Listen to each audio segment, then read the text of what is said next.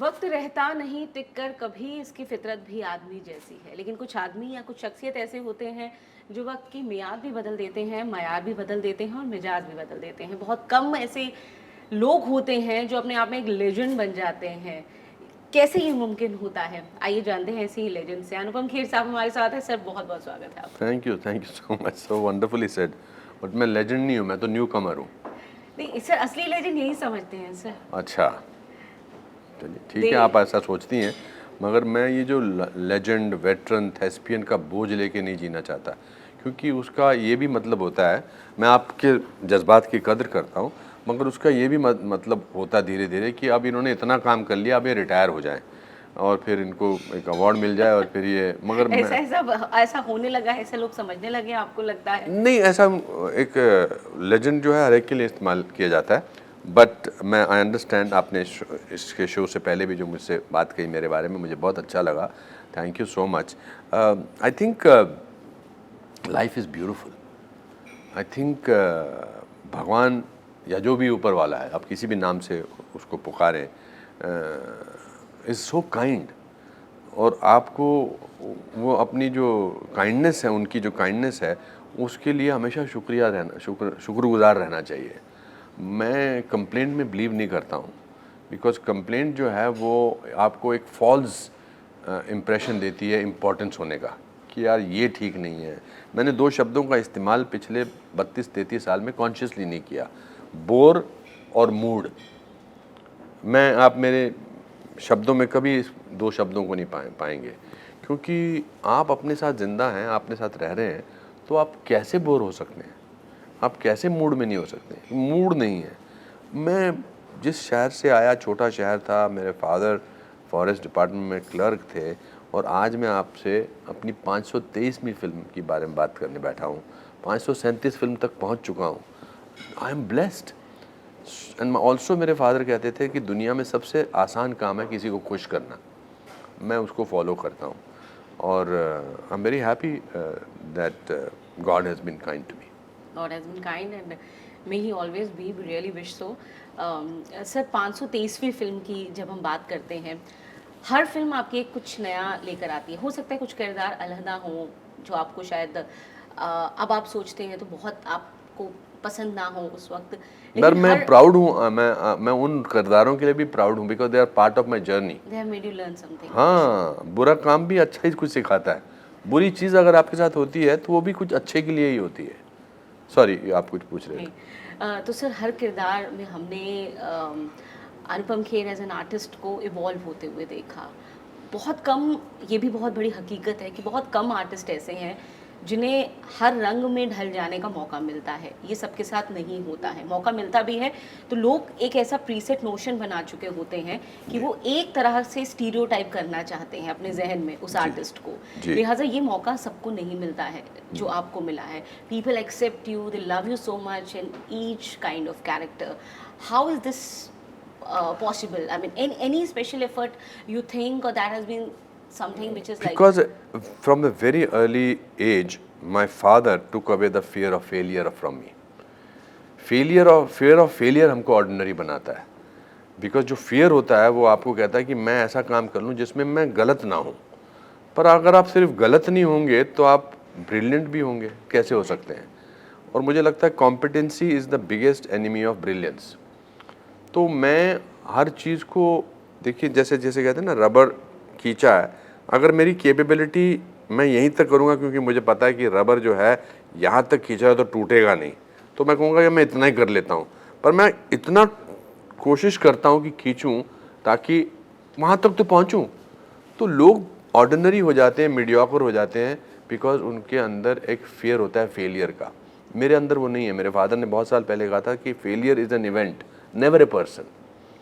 Event fail होता है, जैसे लाइट अगर चली जाए यहाँ पर या कैमरा ना काम करे तो आप और मैं थोड़ा फेल होंगे, वो इवेंट फेल होगा। हम फिर भी अंधेरे में बात कर सकते हैं, किसी तरह से कुछ कर सकते हैं। तो I think that quality makes me experiment, and I also feel in the last few years I want to enjoy the process of films that I'm working on. I want to enjoy the conversations that I'm doing. I'm totally engrossed in my conversation with you. मैं ये नहीं कह रहा, ये मेरा शायद 7वां interview है, मगर मैं पूरी शिद्दत से आपके साथ बात कर रहा हूँ, क्योंकि for me you are not just a journalist kind of thing, you are a person, you are somebody's daughter, somebody's sister, so the conversation is very real. So I love life, and I think that shows in my work. I am focused and yet I enjoy what I am doing. So IB71 is a project which is very close to my heart because I was 16-year-old जब 1971 का war हुआ था, और मैं NCC का cadet था, और मैं वॉलंटियर था अपने मोहल्ले में नाभा हाउस में शिमला में, कि मेरा काम था कि जैसे ही सायरन बजे तो हम सबको घर से बाहर निकालते थे और ट्रेंचेस में उनको छुपाते थे, पेपर अखबार खिड़कियों पर रोशनदान पे लगाते थे और सीटी बजाते थे हल्के से। और तो मुझे याद है वो सारा, हमने वो वॉर 13 दिन में जीता था, और एक देश के 2 विभाजन हो गए थे उस वॉर में, और 91,000 सिपाहियों को, पाकिस्तान के सिपाहियों ने सरेंडर किया था। बट किसी को नहीं पता IB71 के इस मिशन के बारे में, गंगा मिशन के बारे में। तो जब ये कहानी मेरे पास आई, मैं बहुत दंग रह गया इसकी, ऐसा भी हुआ था। जबकि मेरे खुद के चाचा प्यारेलाल खेर जी, मेरे फादर के सबसे छोटे भाई, इंटेलिजेंस ब्यूरो के ऑफिसर थे, एज एन असिस्टेंट डायरेक्टर ही रिटायर्ड। हमें कुछ नहीं पता वो क्या करते थे। तो ऐसे भी लोग हैं जो मैरिड हैं, बच्चे हैं, उनकी 3 बेटियां हैं मेरी sisters, but we don't know anything about what he actually did. मैं उनके ऑफिस जाता था बिकॉज उनका ऑफिस मेरे कॉलेज के रास्ते में पड़ता था। तो 3 बजे करीब हम हमारा कॉलेज छूटता तो भूख अपनी चरम सीमा पे होती थी। तो उनके ऑफिस में डॉर्मर्स में बड़े अच्छे बंद समोसे मिलते थे। मैं उनको देखता था, वो ऑफिस कोई भी ऑफिस हो सकता था, बाहर एक गार्ड होता था, और जो आसपास थे, जैसे IB71 के ऑफिस में हमने एटमॉस्फेयर क्रिएट किया है, वैसा ही एटमॉस्फेयर होता था। कोई आके उनके कुछ कान में कहता था, इनके कान पे जूं तक नहीं रेंगती थी, बट मुझे ये पता था कि कोई इंपॉर्टेंट बात बोल के गया है। कल भी जब मैंने फिल्म देखने के बाद उनसे फ़ोन पे बात की, मैंने कहा आप तो बता दो क्या करते थे, तो बोलते और क्या हाल है, क्योंकि मैं कर चुका हूँ, मैं कर चुका हूँ, मैं आपके चीफ का रोल कर चुका हूँ। तो I think it's a very very important story to tell. And Sankalp हमारे रेड्डी जो इसके डायरेक्टर हैं, उन्होंने बहुत कमाल की फिल्म बनाई है। He specialises in Ghazi attack was an amazing film, और ये भी बहुत अच्छी फिल्म है। तो कल तो जो शो हुआ यहाँ पर दिल्ली में पहली बार ऑडियंस के साथ, वो लोगों को बहुत पसंद आया। हाँ, तो I think I am very happy. We should, audience should watch it, because हम ऑल्सो इस समय सिनेमा के उस दौर में गुजर रहे हैं जहाँ हमको जो बनाने का दिल है बना सकते हैं, और वो चल सकती है film. Exactly, I was coming on this point, sir. Right. What is the reason that Anupam Kher has been always vocal, very sensible, very opinionated about certain issues. लेकिन अब जब वो बात करते हैं तो लोगों को अचानक क्यों लगता है कि why Mr. Kher is so vocal about certain issue? क्या ये आइडियोलॉजी शिफ्ट है all of sudden? कुछ नहीं, What is this? ये क्यों? देखिए, क्यों पहली बात तो आने ये लगा वही लोग फर्क? हैं जो हर मुद्दे पर इसी शिद्दत से बात करते हैं जिनकी आप बात कर रहे हो।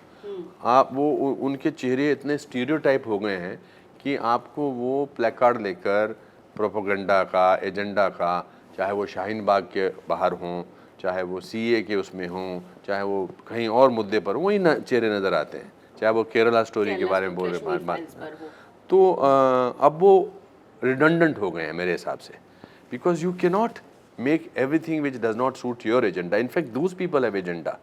मैं तो जो बोलता हूँ, मेरे को जो सच, जो देश के लिए अच्छा लगता है, मैं उसके साथ हूँ, चाहे वो किसी भी पॉलिटिकल पार्टी का हो, क्योंकि मैं सारे वॉर्स से गुजर चुका हूँ। मैं 7 साल का था जब 62 का वॉर हुआ, 65 का वॉर हुआ, 71 का वॉर हुआ, वेस्टर्न कमांड का हेडक्वार्टर शिमला में था। So I have seen what has happened.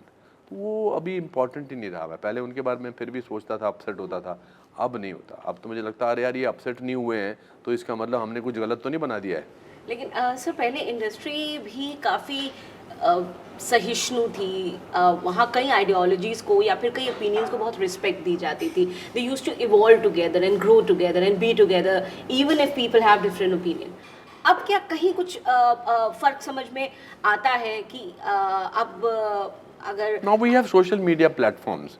Everybody can sort of put it their opinion on a You, social you see media. the kind of difference on that platform of the people you have been known earlier for so many decades, I and think now, I respect everybody's opinion as long as but it it does not. has differed a of little course bit. वो तो सबको बदली पता है, है उसमें कुछ, differ नहीं हुआ है, पहले भी होता है, और ये हर सेक्शन में हुआ है, सिर्फ फिल्मों में because film people get talked about, इसलिए उसमें नहीं, ये जर्नलिज्म में भी है।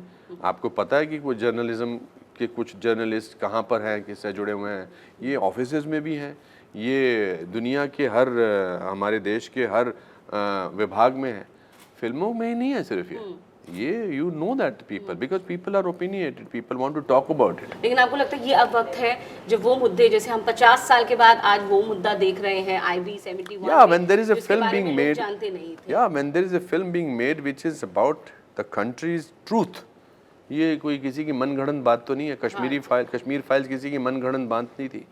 केरला फाइल्स पर अभी केरला स्टोरी पर लोग ये बोलते हैं कि 32,000 नहीं थे जी, 6 लोग थे। अरे 6 लोग क्या इम्पोर्टेंट नहीं है? एग्जैक्टली।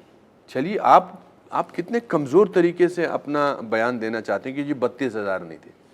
आपके घर में अगर किसी के साथ ऐसा होता है तो वो अपने आप में, ये statistics are not, deaths are not statistics. Exactly, so that's, you know, you can't say अरे यार अभी उस जगह में 12 लोग मरे, अरे नहीं 12 ही मरे, अच्छा 400 नहीं मरे, तो इट्स नॉट इम्पोर्टेंट। वो 12 लोग जो कि शून्य हो गए, उस पे भी हमें राजनीतिक संख्या चाहिए। 12 किसी की माँ बाप था, किसी का भाई था, किसी का बेटा था, उनकी ज़िंदगी तो पूरी ज़िंदगी भर के लिए ख़राब हो गई ना, तो कैसे नहीं इनके बारे में बात करूँ मैं?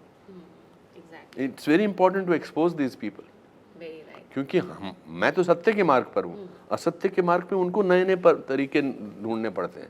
पर मैं ये भी जानता हूँ कि जो आदमी जो इंसान सोने की एक्टिंग कर रहा है उसको जगाना मुश्किल है।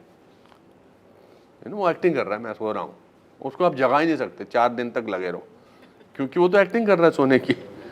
Very rightfully said. सर, जब फिल्म रिलीज होती है, हालांकि हर मौके पर आपको लगता होगा कि आपके प्यारे दोस्त, हम सबके डार्लिंग आर्टिस्ट कौशिक साहब होते, फिल्म रिलीज होती है तब जाहिर तौर पर लगता होगा कि कुछ वो जो एक सेलिब्रेशन का माहौल होता है, एक सेंस ऑफ अचीवमेंट होती है, वो शेयर करने का। I think that sense of loss of Satish going will be all my life, because Satish was a habit, Satish was not just a friend. आप देखिए ज़िंदगी में लोग चले जाते हैं, जो पैदा हुआ उसको जाना है। मेरे फादर चले गए, मेरे बहुत करीब थे वो, ऑफ कोर्स उनके जाने का दुख होता, but I celebrated his life like Satish. But Satish was my habit of calling up every day, sharing every single thing. National school of drama यहीं दिल्ली में फर्स्ट ईयर में जब मैं 75 में आया था तो मेरे साथ बैठा था। 48 साल की आदत चली गई, वो तकलीफ़, वो मुश्किल रहेगी, but I wanted to celebrate his life after he passed away. I wanted to celebrate whatever great things that he was about, and वैसा ही होना चाहिए। इफ़ अ मैन और a person goes after living a certain amount of life, you should celebrate, because that is what people need to remember, that person for the goodness that he had. Exactly. बहुत बहुत खूबसूरत sir ये बातचीत। मैं चाहती तो थी और भी करूं, लेकिन वक्त की कमी है और मेरी फ्लाइट पकड़नी है आज। कमी है और जी आपको उड़ान भरनी है, और हम ये चाहते हैं आई नो, मेरा आपका पहला इंटरव्यू था, बट हम नेक्स्ट टाइम बहुत ज़्यादा वक्त गुजारेंगे। Thank you so very much sir, बहुत बहुत शुक्रिया सर, बहुत बहुत शुभकामनाएं। ये 523वीं फिल्म है सर, मैं 1023वीं और उससे भी ज़्यादा फिल्में आपकी हमेशा देखनी चाहूँगी, जो मैं शुरू से देख रही हूँ, तो एज अ ये मेरा फ़ैन मोमेंट भी है। हाँ, वंडरफुल, थैंक यू। पर 12 मई को हमारी फिल्म रिलीज़ हो रही है, ज़रूर देखिए। बहुत ही रोमांच से भरपूर फिल्म है, देशभक्ति की फिल्म है, एक ऐसे मिशन की फिल्म है जहाँ पर जिसके बारे में लोगों को पता ही नहीं है। But most important is that it's a thrilling film.